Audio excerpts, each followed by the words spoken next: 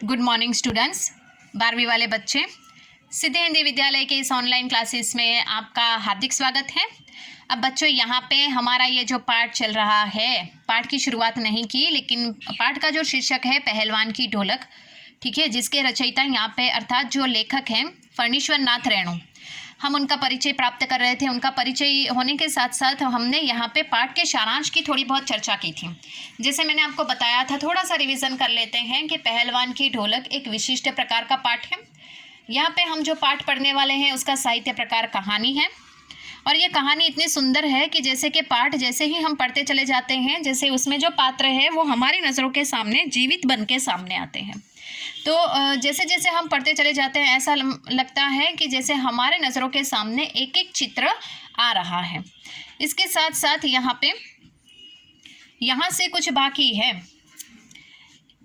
इन विशेषताओं के साथ रेणु की यह कहानी व्यवस्था के बदलने के साथ लोक कला और इसके कलाकार के अप्रासंगिक हो जाने की कहानी है। राजा साहब की जगह नए राजकुमार का आकर जम जाना सिर्फ व्यक्तिगत सत्ता परिवर्तन नहीं, बल्कि ज़मीनी पुरानी व्यवस्था के पूरी तरह उलट जाने और उस पर सभ्यता के नाम पर एकदम नई व्यवस्था के आरोपित हो जाने का प्रतीक है। यह भारत पर इंडिया के छा जाने की समस्या है।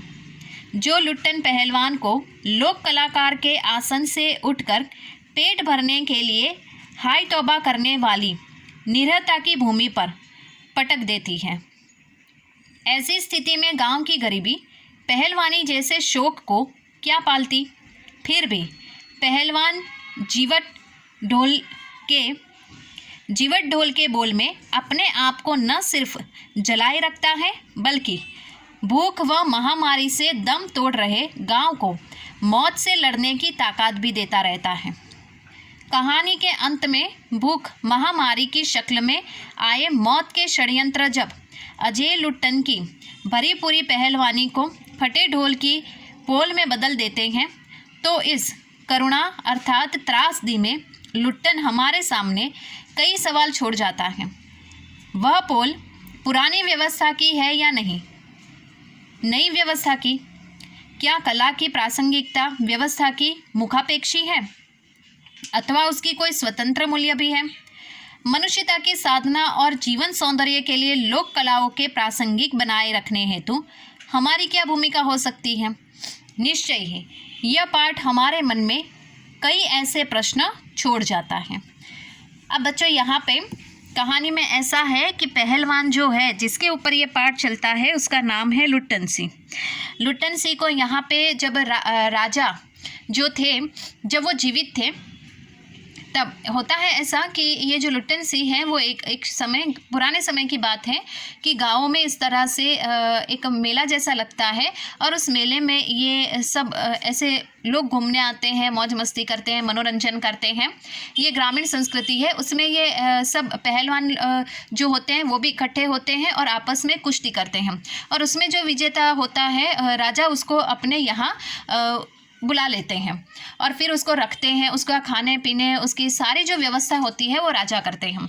तो उसी प्रकार से यहाँ पे जो लुट्टन सिंह है, ये लुट्टन सिंह के जीवन में उसने बहुत संघर्ष किया, और फिर यहाँ पे एक दिन गांव में इस तरह से मेला था, मेले में उसने बड़े से बड़े ऐसे पहलवान को मार गिराया, और फिर आखिरकार राजा ने ये देखा, और लुट्टन सिंह जो है वैसे वो हारने ही वाला था, लेकिन जैसे ही वो ढोल बज रहा था, ढोल की थाप से, आवाज़ से उसके मन में एक अलग प्रकार की जैसे कि हिम्मत पैदा हुई, और उसने सामने वाले पहलवान को हरा दिया।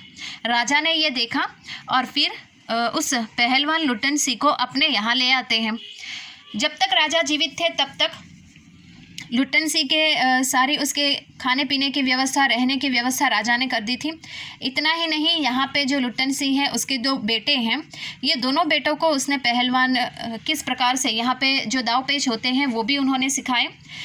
अब यहाँ पे होता ऐसा है कि यहाँ पे जो राजा होते हैं, ये राजा का जो बेटा है, ये बेटा अब यहाँ पे पिता की मृत्यु, मतलब राजा की मृत्यु हो जाती है, तो उस गद्दी के ऊपर उसका बेटा जो होता है वो बैठता है, अब यहाँ पे राजा अब इस दुनिया में है नहीं और उनका जो बेटा है उसने आते ही पूरी जो व्यवस्था है वो पूरे गांव में बदल दी।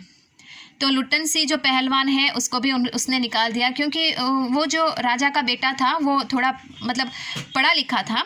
तो किस प्रकार से वो गांव की जो संस्कृति है उसमें वो खो नहीं पाता है, और ग्रामीण संस्कृति है उसके पिता ने जो यहाँ पे कायदे कानून नियम बनाए थे वो भी अमल में नहीं लाता है, वो भी सब तोड़ देता है।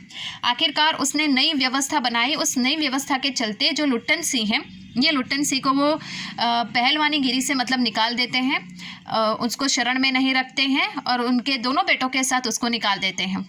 अब होता है ऐसा, राजा का जो बेटा है वो न्याय तंत्र संभाल नहीं पाता है, थोड़ा अपने तरीके से वो न्याय तंत्र चलाता है। उसी समय गांव में भूखमरी अकाल की स्थिति बन जाती है।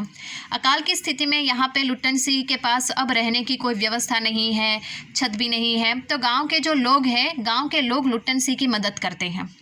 अब यहाँ पे लुट्टन सिंह को खाने के लिए, रहने के लिए जगह देते हैं। लुट्टन सिंह अपने दोनों बेटों के साथ गाँव वालों जिस प्रकार से उनकी सहायता करते हैं, उनकी सहायता में सहयोग देते हैं। अब यहाँ पे इस महामारी के चलते, इस अकाल की स्थिति के चलते उनके जो दोनों बेटे होते हैं उनकी मृत्यु हो जाती है। अकाल यहाँ पे समय के चलते हुए ये जो दुख होता है वो लुट्टन सिंह को देखना पड़ता है। उनके दोनों बेटों की मृत्यु हो जाती है इस भूखमरी के कारण। गांव वालों से जब तक होता था तब तक उसने लुट्टन सिंह की उन्होंने मदद की। अब यहाँ पे पूरे गांव के हर एक घर में किसी न किसी की मृत्यु होती है। अब यहाँ पे लुट्टन सिंह क्या करता है, उसका सिर्फ एक ही काम है कि वो रोज़ रात को क्या करता है, पूरे दिन मतलब रात को वो ढोल बजाते हुए पूरे गांव में फिरता रहता है। उसकी ढोल की थाप से उसने ऐसा सोचा कि ये ढोल की आवाज़ से जो गांव के लोग हैं उनमें साहस जगेगा, क्योंकि गांव में हर एक के घर में किसी न किसी इंसान की मृत्यु हुई है। अब यहाँ पे ये जो लुट्टन सिंह ढोलक बजा बजा कर लोगों के मन में जो साहस पैदा करता था, एक दिन ऐसा होता है कि अपने दोनों बेटे की मृत्यु हो जाने के कारण वो दोनों को अपने कंधों पर उठाकर उनके यहाँ पे उनके शव की विधि जो पूर्णाहुति होती है, अंतिम संस्कार होते हैं, वो करता है। और ऐसा होता है कहानी के अंत में कि लुट्टन सिंह जो होता है उसकी भी मृत्यु हो जाती है, लेकिन वो हारता नहीं है यहाँ पे।